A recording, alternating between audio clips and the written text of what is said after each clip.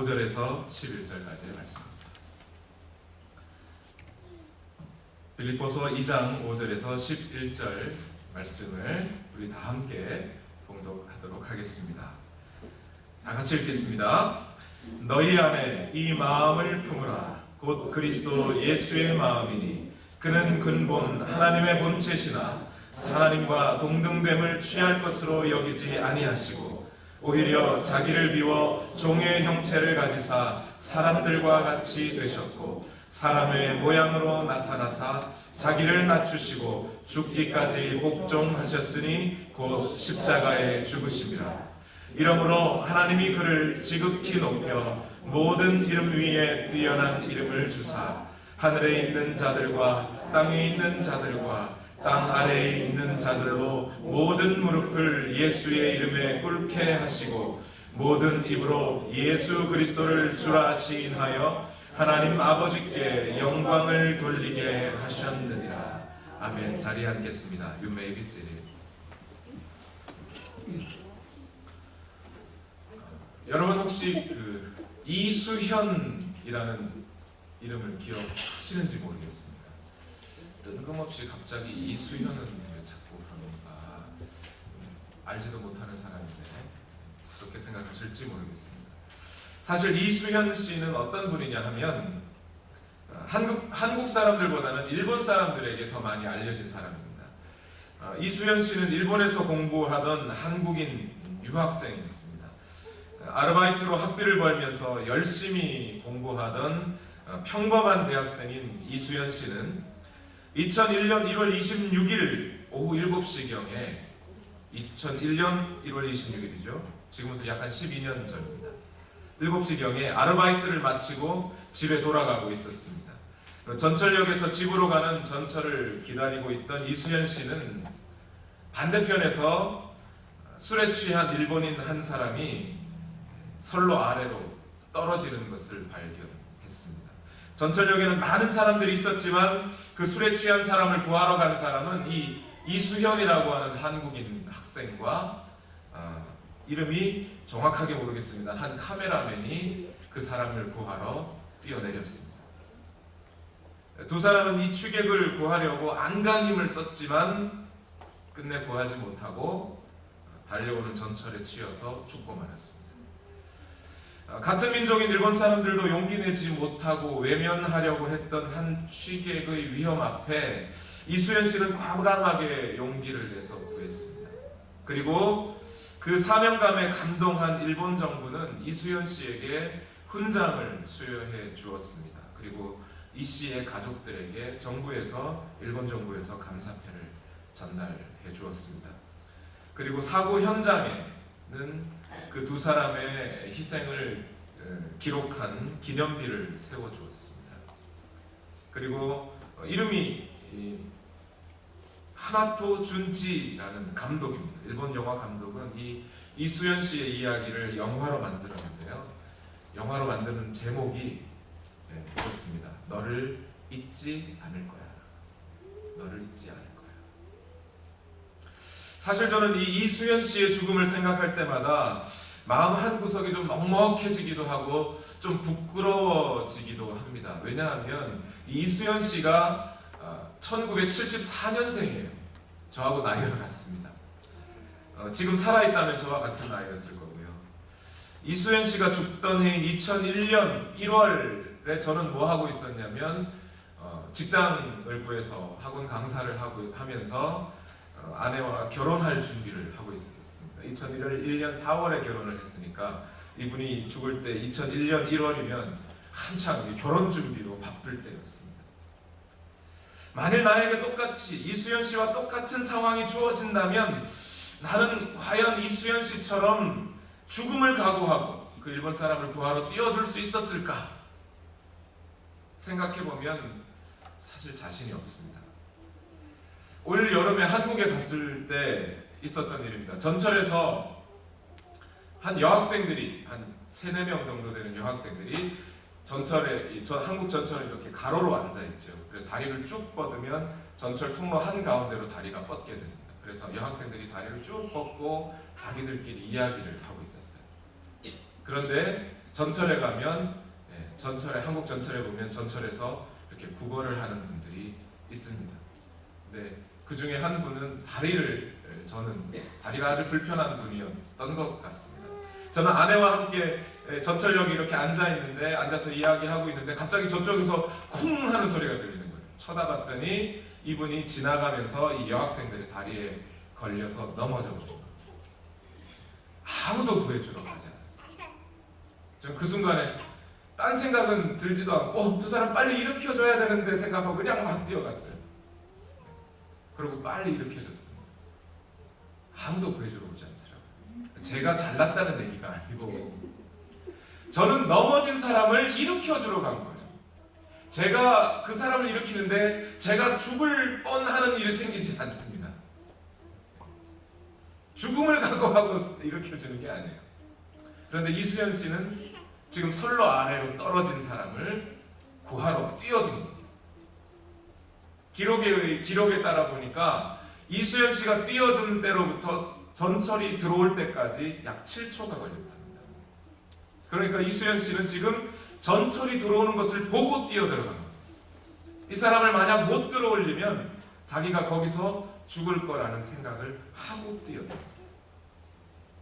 과연 나에게도 그와 같은 상황이 주어진다면 내가 과연 뛰어들 수 있을까? 내가 그 사람을 구하러 들어갈 수 있을까? 아마 저는 속으로 많이 주저주저했을 것 같아요. 하나님, 이제 나 결혼해야 되는데, 석 달 후면 결혼해야 되는데 왜 이런 상황을 저에게 주시나요? 하면서 주저주저했을 것 같아요. 좀 나도 결혼하고 살아봐야 되지 않겠습니까? 아니면 이런 생각도 들었을지 모릅니다. 한국 사람도 아니고 일본 사람인데 내가 막 뛰어든다고 저러면 야, 저 웬 오지랖이냐 뭐 그러면서 사람들이 오지랖 큰일 났네, 통역이 안 될 것 같습니다. 오지랖이냐 뭐 그러면서 놀릴 것 같아요.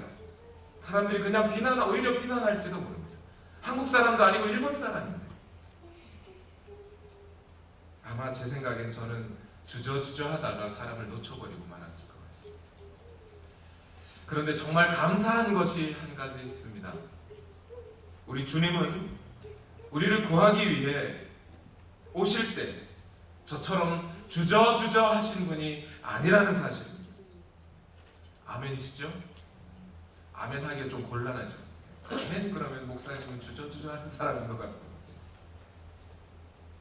오늘 12월 셋째 주 성탄절이 가까운 이 즈음에 저는 다시 한번 우리를 구하러 오신 예수님에 대해서 한번 말씀을 나눠보려고 합니다. 과연 예수님이 우리를 구하러 오실 때 이 땅에 우리를 구하러 오시는 그 예수님은 어떤 마음을 갖고 오셨을까? 우리를 구하러 이 땅에 오신 그 예수님의 마음은 어떠하셨을까? 그 마음을 한번 살펴보려고 합니다. 첫 번째, 예수님은 우리를 구하러 오시기 위해서 자기의 모든 권리를 포기하셔야 했습니다. 예수 그리스도는 하나님이기 때문에 하나님으로서의 권리를 다 갖고 계셨지만 우리를 살리기 위해서 그 모든 권리를 포기하셔야 했습니다. 오늘 본문 빌립보서 2장 6절을 다 같이 한번 읽어보겠습니다. 빌립보서 2장 6절입니다. 시작. 그는 근본 하나님의 본체시나 하나님과 동등됨을 취할 것으로 여기지 아니하시고. 아멘. 오늘 성경은 말합니다. 예수님은 원래부터 하나님이셨습니다. 그리고 그 하나님이신 예수님이 하나님과 동등한 권리가 있지만 그러나 그 모든 권리를 보유하셨다는 겁니다. 내 것으로 취하지 아니하셨다. 이렇게 말씀합니다. 예수님이 원래 하나님이었다. 예수님이 근본 하나님의 본체였다고 하는 것이 무엇을 말하는 겁니까? 하나님이 계셨던, 하나님이 존재하셨던 그때가 언제인지 우리는 알 수 없지만 바로 그 시점부터 예수님은 하나님과 함께 계셨습니다. 이 세상의 모든 만물이 존재하기 이전부터 예수님은 시간이라는 것이 있기도 전부터 계셨습니다. 폴 틸리히라는 신학자가 있는데 이 신학자의 말을 빌리면 예수님은 모든 존재하는 것들의 근원이신 존재 그 자체이십니다. 예수님이 존재하시면 다른 것들도 존재하는 거예요. 예수님이 있으시니까 우리도 있는 것이고 예수님이 있으시니까 이 우주 만물이 있는 것이에요. 고린도전서 8장 6절에 사도 바울은 이 진리를 이렇게 말씀합니다. 우리에게는 한 하나님 곧 아버지가 계시니 만물이 그에게서 났고 우리도 그를 위하여 있고 또한 한 주 예수 그리스도께서 계시니 만물이 그로 말미암고 우리도 그로 말미암아 있느니라. 아멘. 하나님 아버지께서 모든 만물을 만드실 때, 이 세상의 우주 만물을 창조하실 때 예수 그리스도도 함께 그 창조의 사역에 동참하셨습니다. 우리 모두가 하나님 아버지를 위해서 존재하듯이 우리는 또한 예수 그리스도를 위해 존재하는 것. 그러니 예수 그리스도는 만물의 주인이요 우리 삶의 주인이십니다. 그분이 이 세상의 모든 부요함을 소유하신 분이세요. 그런데 그 예수님이 우리를 위해서, 우리를 구하러 오시기 위하여 예수님 자신이 누릴 수 있는 그 모든 부요함을 포기하셨다는 거예요.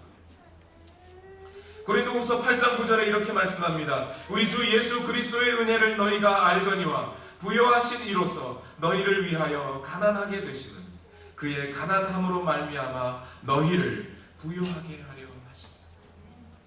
가난함에 빠져있는 우리를 부요하게 하시기 위하여 예수님은 자신의 모든 부요함, 이 세상의 모든 존귀함을 합친 것보다 더 귀한 예수님이 우리를 위하여 죽어주셨다는 것, 우리를 위하여 그 모든 권리를 포기하셔야 했다고 성경은 말씀합니다. 여러분, 이게 가당키나 한 일입니까? 이 세상에서 결혼을 해도 뭐라 그러죠? 수준이 맞아야 결혼을 한다고 합니다. 사실 저는 객관적인 기준에서 제 아내와 결혼하기에 수준이 맞지 않는 사람이라고 저는 생각합니다. 저는 어릴 적에 아주 시골 깡촌에서 자랐습니다. 수십 년이 지난 지금도 거기 가보면 시골이에요. 잘 놀 줄도 모르고 세상 물정도 몰라서요. 저는 결혼하기 전까지, 제 기억으로 결혼하기 전까지 라면이 이 세상에서 가장 맛있는 음식이라고 생각했어요. 결혼하고 데이트하면서 보니까 더 맛있는 음식들이 많더라고요. 그런데 제 아내는 그래도 나름 서울에서 부자 동네라고 하는 연희동에서 자랐습니다. 어릴 적부터 피아노를 잘 배워서 처음 데이트할 때는 저보다 돈을 훨씬 더 많이 벌고 있었습니다. 저는 아르바이트도 잘 못해가지고 시급 2,000원짜리 한 달 열심히 벌면 약 한 300불 정도 벌 수 있는 아르바이트를 했습니다. 그때 제 아내는 약 한 미국 돈으로 한 1,500달러 정도를 벌었습니다. 그런 돈도 없고 백도 없는 저에게 시집 올 때 얼마나 갑갑했겠습니까? 그렇죠? 그런데 여러분 생각해 보십시오. 예수님은 이 세상 모든 만물의 주인이세요. 그분의 말씀 한마디만 하시면 풍랑도 잔잔해야 됩니다. 죽은 사람도 일어나야 돼요. 그분의 말씀 한마디면 모든 질병이 나아야 하는 그런 모든 권위와 모든 존귀와 부요함을 가지신 분이 예수님이십니다. 그런데 그분이 자신의 모든 권리와 부요함을 바로 여러분을 위해서, 우리 모두를 위해서, 우리를 구하시기 위해서 다 버리셨다. 앞에서 보신 동영상은 제목이 인생은 아름다워, The Life is Beautiful 이라는 영화의 한 장면입니다. 아까 보셨던 혼자 막 열심히 뛰어다니던 그 주인공의 이름은 귀도라는 사람입니다. 이 사람 유대인입니다. 유대인이니까 아마 독일군들이 쳐들어왔을 때 2차 세계대전 때죠. 그때 쳐들어왔을 때 아마 유대인들이 갇히는 수용소에 갇혔던 사람인 것 같습니다. 단지 유대인이라는 이유로 포로 수용소에 갇히고 맙니다. 자신의 아내 도라도 함께 갇히게 됩니다. 그러다 보니까 이 두 사람 사이에 있었던 5살 난 아들 조슈아가 갈 데가 없어집니다. 그래서 이 귀도는 아들을 데리고 수용소로 들어갑니다. 그 수용소에는 아이들이 아무도 없고 이 조슈아 한 명밖에 없었어요. 그 속에서 극심한 노동과 사람으로서는 누려야 당연한 전쟁포로도 누릴 수 있는 권리, 그런 모든 권리들이 다 포기된 삶을 그 속에서 살게 됩니다.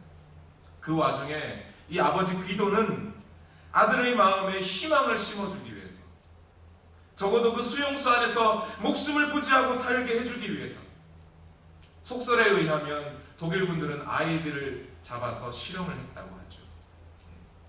그 아이에게서 나오는 기름을 짜서 비누를 만들었다고. 그 아이를 어디든 살려주려고 아이에게 거짓말을 합니다. 지금 우리는 게임을 하고 있는 거야. 우리는 게임을 하고 있어. 열심히 노동을 잘하면 점수를 많이 벌게 될 거야. 그리고 제일 높은 점수는 뭐냐면 숨어서 들키지 않는 거야. 아무에게도 들키지 마. 그러고 아이를 숨겨놓습니다. 그리고 마지막에 가장 큰 점수를 딴 사람은 탱크를 선물로 받게 될 거라고 거짓말을 합니다.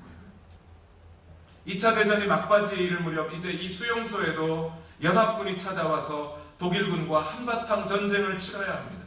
아까 보신 그 장면은 마지막 날 밤이에요.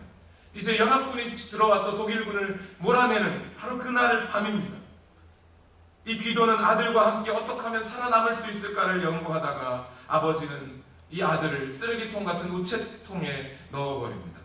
숨겨두고 지금 병정놀이 하고 있으니까 절대 밖으로 나오면 안 된다고 말합니다.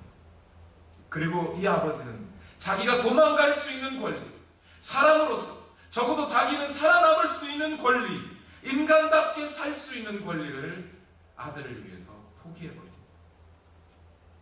아들을 살리기 위해 자신의 살 권리는 안중에도 없어지는 겁니다. 이것이 바로 예수님이 우리를 구하시기 위해서, 우리를 구하러 오실 때 포기하셨던 그 권리이십니다. 둘째로 예수님은 우리를 구하러 오시기 위해서 단지 자신의 권리를 포기만 하시는 것이 아니라 종의 형체를 입기까지 겸손의 모습을 보여주셨습니다. 만물의 주인이신 그분이, 만물의 주인이신 분이 그냥 그 주인으로서의 권리를 포기만 하신 게 아니라 주인이신 분이 종의 형체를 입으셨습니다. 빌립보서 2장 7절을 다 같이 한번 읽어보겠습니다. 빌립보서 2장 7절입니다. 시작. 오히려 자기를 비워 종의 형체를 가지사 사람들과 같이 되셨고. 만물의 주인이신 예수님이, 우리의 주인이신 예수님이 우리를 위해 종의 모습을 입으셨다는 거예요. 우리가 종인데 예수님이 주인이신데 거꾸로 예수님이 종의 모습을 입으셨다는 거예요. 예수님은 우리를 위하여 그 겸손의 최대치를 보여주시는 겁니다. 제가 경상도 사람이라고 말씀드렸죠. 다른 곳은 잘 모르겠습니다만 경상도에는 참 이상한 풍습 한 가지가 있습니다. 뭐냐면 누가 음식을 권하면 3번 정도는 사양하는 게 겸손입니다. 예를 들어서 한여름에 해가 뉘엿뉘엿 넘어갈 쯤에 저녁에 강바람 따라 마실을 나갑니다. 마실 나간다는 게 뭔지 아시죠? 이웃집에 놀러 갑니다. 가서 두런두런 이야기도 하려고. 그런데 어떤 집에 가면 아직 저녁 식사를 다 못한 집이 있어요. 근데 손님이 불쑥 들어오게 됩니다. 그러면 주인이 어서 와서 앉으라고 같이 식사하자고. 그러면 손님은 뭐라 그러죠? 아이, 벌써 다 먹었다고. 안 먹었으면서 먹었다고 말합니다. 여기서 주인이 알았어, 그럼 나 혼자 먹을게 이러면 섭하지요. 예. 한 번 더 권해야 됩니다. 아이, 그러지 말고 빨리 와서 같이 식사하자고. 그러면 또 다시 한 번 사양합니다. 점심 때 먹은 게 아직까지는 안 내려가서 아직 안 먹었다고 사양을 해요. 여기서 끝납니까? 끝나지 않아요. 더 붙어가지고 아이, 그러지 말고 와서 같이 앉아서 먹으라고. 그러면 못 이기는 척 가서 그러면 조금만 줘 그러면서 밥을 잔뜩 먹습니다. 이게 겸손이에요. 예, 경상도에는 이게 겸손입니다. 그런데 여러분, 이것을 겸손으로 아는, 이것이 겸손이라고 생각하면 절대 오늘 예수님이 보여주는 겸손의 모습을 이해할 수가 없어요. 아니, 어쩌면 우리 사람이란 원래 처음부터 예수님이 보여주시는 이 종의 형체를 입기까지 내려오시는 이 겸손을 원래부터 이해할 수 없는 존재인지도 모르겠습니다. 왜냐하면 우리의 아버지의 아버지 누구죠? 아담 때부터 우리는 겸손하지 않았습니다. 창세기 1장 26절에 보면 이렇게 말씀합니다. 하나님이 이르시되 우리의 형상을 따라 우리의 모양대로 우리가 사람을 만들고. 사람은 원래 하나님의 형상을 따라 지어졌어요. 원래 하나님인 게 아니에요. 사람은 하나님이 아닙니다. 하나님의 형상을 따라 지어진 하나님의 피조물이에요. 하나님의 종인 존재입니다.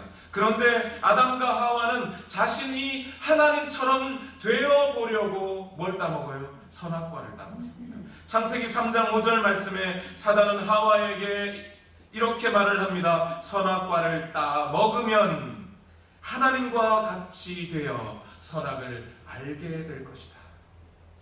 하나님의 종인 사람의 주인이신 하나님과 같이 되려고 하는 거예요. 바로 이런 마음이 우리 사람 안에는 원래 처음부터 자리 잡고 있었어요. 그러다 보니 우리는 예수님의 겸손을 잘 이해할 수 없게 됩니다. 예수님은 우리 사람과는 전혀 반대로 그분 스스로 하나님이신데 하나님으로서의 권세를 누리실 수 있는 분인데 겸손하게 종이 되어서 이 땅에 오신 거예요. 예수님은 자신이 종으로서 이 땅에 오셨다는 사실을 말로만이 아니라 몸소 실천해 보여주시기까지 하셨어요. 요한복음 13장 3절에서 5절에는 이런 기록이 있습니다. 제가 한번 읽어보겠습니다. 저녁 먹는 중 예수는 아버지께서 모든 것을 자기 손에 맡기신 것과 또 자기가 하나님께로부터 오셨다가 하나님께로 돌아갈 것을 아시고 저녁 잡수시던 자리에서 일어나 겉옷을 벗고 수건을 가져다가 허리에 두르시고 이에 대야에 물을 떠서 제자들의 발을 씻으시고 그 두르신 수건으로 닦기를 시작하여.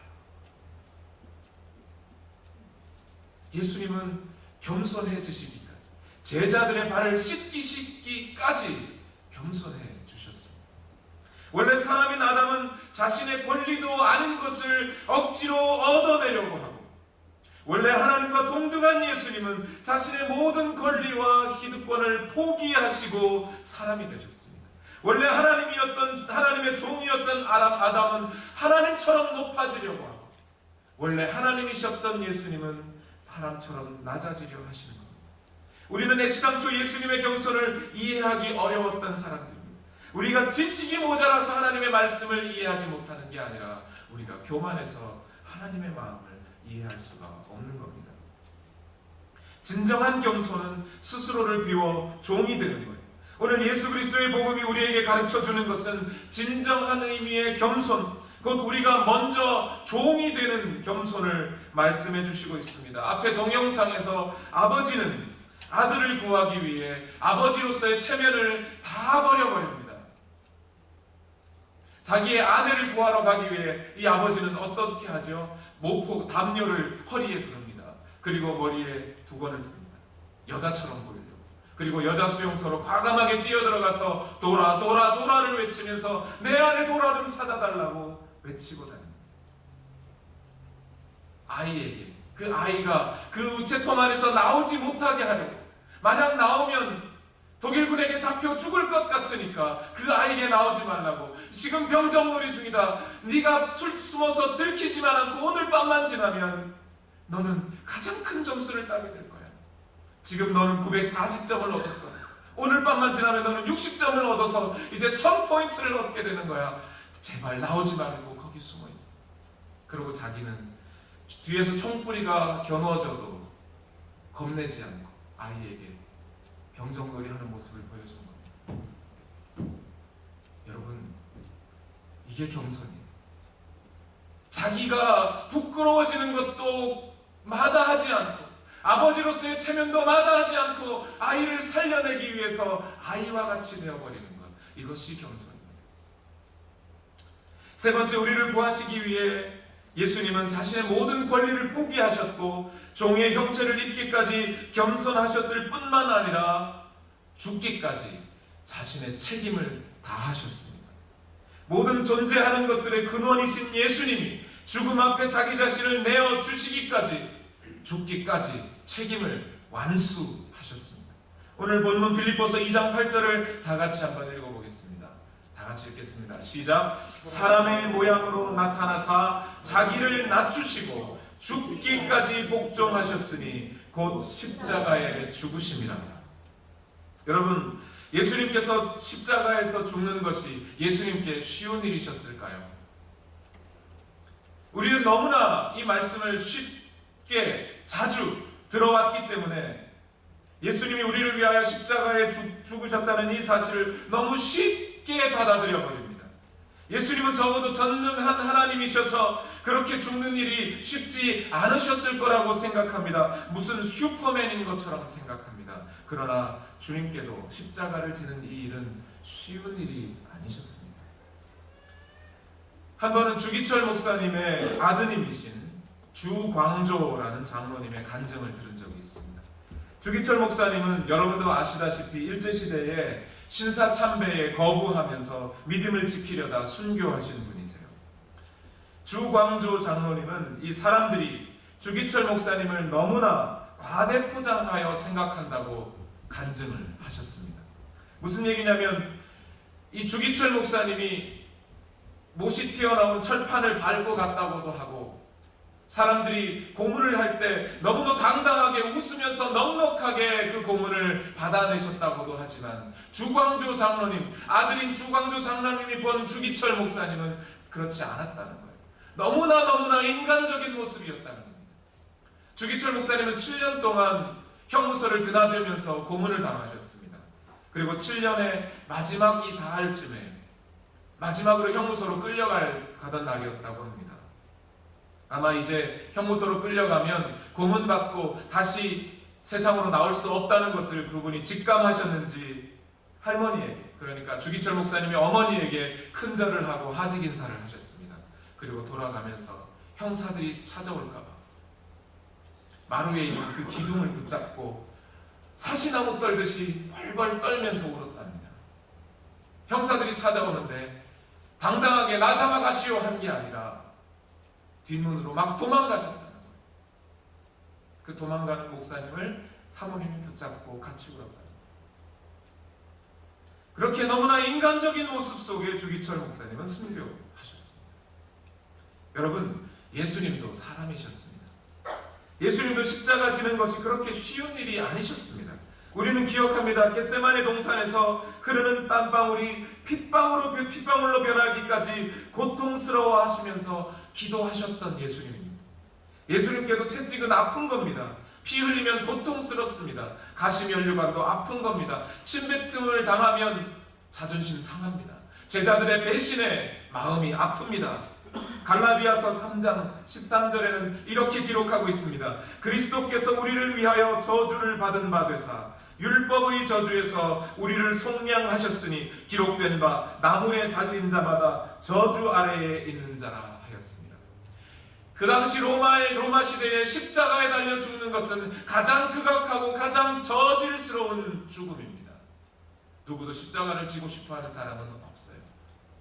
심지어 예수님이 돌아가신 이후 약 1세대, 2세대가 지날 때까지 기독교의 상징은 십자가가 아니라 물고기였습니다. 사람들이 서로 로마 병정들의 눈길을 피해서 기독교인들이 만날 때 내가 크리스찬이라고 표시할 때 그들은 물고기를 표시했지 십자가를 표시하지 않았습니다. 왜요? 십자가는 저주니까. 그 저주가 우리에게 오면 안 될 것 같으니까. 십자가는 저주스러운 거니까. 그만큼 예수님이 십자가 지는 것은 육체적인 고통뿐만 아니라 정신적인 고통도 함께 당해야 하는 아주 극심한 상황. 그러나 우리를 살리기 위해서 그 십자가에서 죽으시는 고통을, 그 책임을 끝까지 완수해 주시는 겁니다. 예수님은 단지 자신의 권리를 포기한 것만이 아니에요. 사람의 형체를 입어 겸손을 보여주신 것만이 아니에요. 예수님은 죽기까지, 그것도 자기 자신을 위해서가 아니라 우리를 위하여 죽기까지 책임을 다하시는 겁니다. 이것이 오늘 성경이 우리에게 전해주는 예수 그리스도의 복음입니다. 이것이 은혜입니다. 우리가 평소에 은혜 받았다, 은혜 받으셨습니까? 라고 말하는데 이 은혜가 무엇입니까? 예수님이 먼저 자신의 권리를 포기하고 우리를 대신해서 십자가를 져주시고 우리의 삶을 책임져 주시는 것, 이것이 과연 하나님의 은혜입니다. 이런 은혜가 다른 종교에 있습니까, 여러분? 없어요.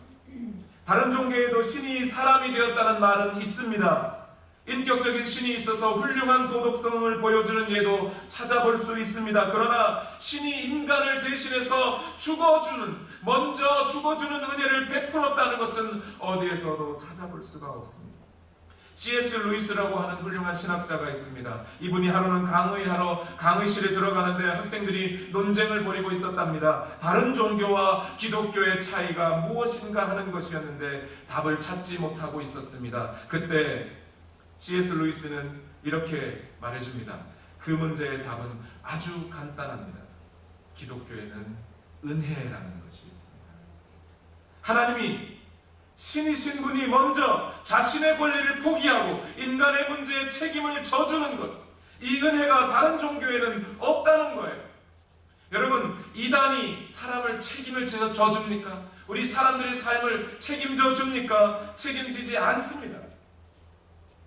책임지지 않는다고 다 이단인 것은 아닙니다. 그러나 이단 교주들은 사람들의 삶에 책임져 주지 않습니다. 아니, 책임져 줄 수도 없습니다. 그들은 사람들의 문제에 책임져 줄 마음도 없습니다. 자기들의 배를 채우고 나면 언제든지 사람들을 내쳐버립니다. 그것이 이단입니다. 그들에게는 이 책임지는 복음이 없어요. 희생과 책임의 복음이 있었다면 그들은 사람들의 문제에 진심 어린 관심을 가지고 책임을 가졌을 겁니다. 그랬다면 부도덕하지도 않았을 겁니다. 어찌 다른 사람들을 해치면서까지 자신들의 욕심을 채우려 하겠습니까? 여러분, 아버지 어머니들은 그 자녀들을 책임지되 죽기까지 책임지려 합니다. 오늘 우리가 하나님을 아버지라 부르는 이유도 여기에 있습니다. 하나님은 자신의 독생자를 우리에게 주시기까지 우리의 삶을 책임져 주셨습니다. 그래서 우리는 하나님을 아버지라고 부릅니다. 예수님도 우리를 위해 십자가에 달려 죽으시기까지 우리를 책임지려 하셨습니다. 그래서 우리는 예수님을 주인이라고 고백합니다. 예수님은 우리를 살려주셨습니다. 우리를 구하시기 위해서 모든 것을 포기하시고 스스로 낮아지시고 우리의 모든 죄의 짐을 스스로 지셨습니다.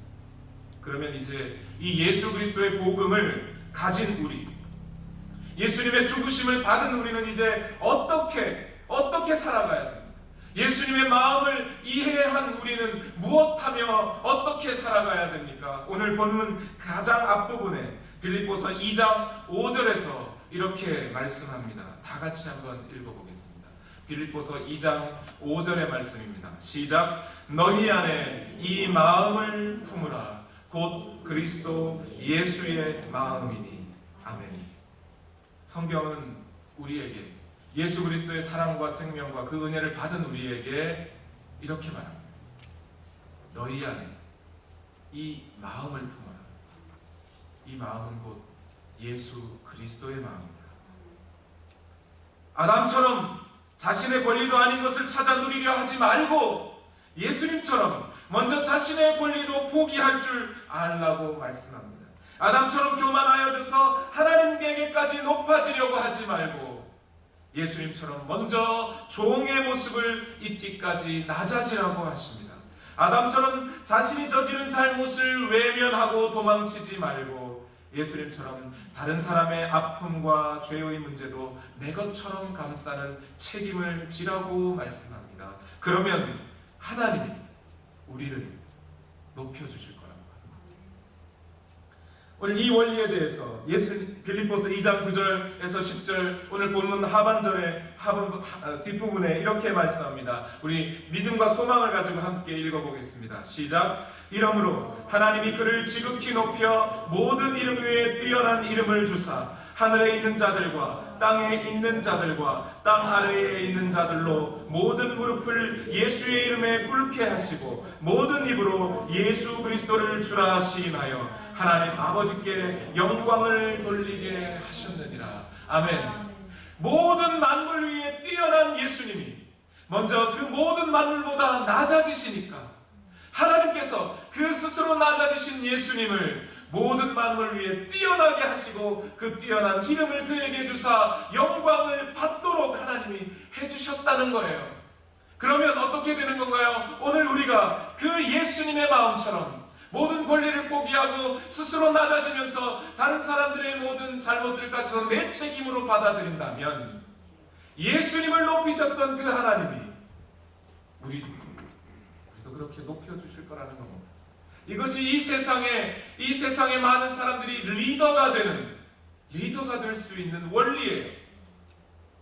여러분, 이 세상을 이끌어가는 이 세상의 리더들이 어떻게 되는 것입니까? 세상을 대하여 자신의 권리를 포기하고 세상의 일들에 대해서 더 많이 스스로 책임을 지는 사람들이 리더입니다. 이수연 씨가 자신의 살 권리를 포기하고 선로 아래로 내려가 취객을 구하려는 사명을 완수했습니다. 그래서 그에게는 훈장이 주어지는 거예요. 영화에서 봤던 것처럼 그 아버지는 아들을 살리기 위해 아들의 삶을 책임지려다 보니까 죽기까지 그렇게 하였지만 결국 아들을 이끈 건 아버지. 이 아들은 나중에 그 수용소에서 살아납니다. 다음날 아침 가장 먼저 이 아들은 연합군의 탱크를 받아냅니다. 그 손에서 살아나고 어머니를 만나게 됩니다. 넬슨 만델라라는 사람이 며칠 전에 죽었습니다. 이 넬슨 만델라가 많은 사람들의 리더가 되고 영웅이 될 수 있었던 이유가 무엇입니까? 똑같은 원리예요. 다른 사람들의 권리를 위해서, 다른 사람들의 인권을 위해서 스스로 자신은 감옥에 갇히는 거예요. 그랬더니 그 사람이 모든 사람들의 리더가 되는 거 아닙니까? 버락 오바마 대통령도 그 사람 없는 나의 삶을 생각할 수도 없었다고 할 만큼 그는 모든 사람의 리더가 되지 않았습니까? 여러분 각자의 일터와 사업장도 저는 마찬가지 원리가 적용된다고 생각합니다. 여러분 도넛 비즈니스를 하시는 여러분, 그냥 내가 이거 만들어서 오늘 내가 먹고 살아야지 이렇게 생각하지 마십시오. 사람들의 아침 식사를 내가 책임진다라고 생각해 보십시오. 그러면 그 사람들의 리더가 될 수 있습니다. 다른 업소에 또는 다른 비즈니스에 다른 사업장에서 일하시는 여러분, 그냥 내가 이것하고 이것해서 먹고 산다고 생각하지 마시고 이 일을 통해 내가 다른 사람들의 삶을 책임진다고 한번 생각해 보십시오. 그 사람들의 모든 문제들을 내가 책임지고 이 일을 위해서 이 비즈니스를 운영한다고 한번 생각해 보십시오. 그러면 그 사람들의 소소한 하나하나까지 관심을 갖게 됩니다. 그리고 그 사람들에게 관심을 갖고 우리가 눈여겨봐 줄 때 그 사람들은 우리를 리더로 삼아주게 되어 있습니다. 이것이 하나님의 원리입니다. 교회에서도 마찬가지. 내가 그냥 교회 일을 수수방관하고 무관심할 때는 내가 리더가 될 수가 없어요. 내가 앞선 사람이 될 수가 없습니다. 그러나 내가 책임을 지고 교회에 어떤 일들이 있을 때 그것을 내가 책임지고 해결해야겠구나라고 나설 때, 비록 우리 안에 그 속에서 어떤 다른 핍박이나 어려움들이 부딪힐 수 있지만 하나님은 그를 리더로 삼으시는 겁니다. 저는 지난 주일에 여러분들이 보여주신 책임지는 모습에 너무나 감사했습니다. 모든 성도님들이 그런 마음으로 내 마음대로 하겠다는 권리 대신에 하나님의 뜻에 따르겠다는 책임지신 모습을 보일 때 우리 교회는 반드시 새로운 부흥과 은혜를 경험하게 될 것이라고 저는 확신합니다. 여러분 부탁드립니다. 여러분 안에 이 마음을 품으십시오. 그 마음은 곧 그리스도 예수의 마음입니다. 그 마음을 품고 전진하실 때 하나님께서 여러분을 높여주실 것입니다. 우리 시간 함께 찬양 드리겠습니다. 먼저 두 눈을 감고 잠시 한번 생각해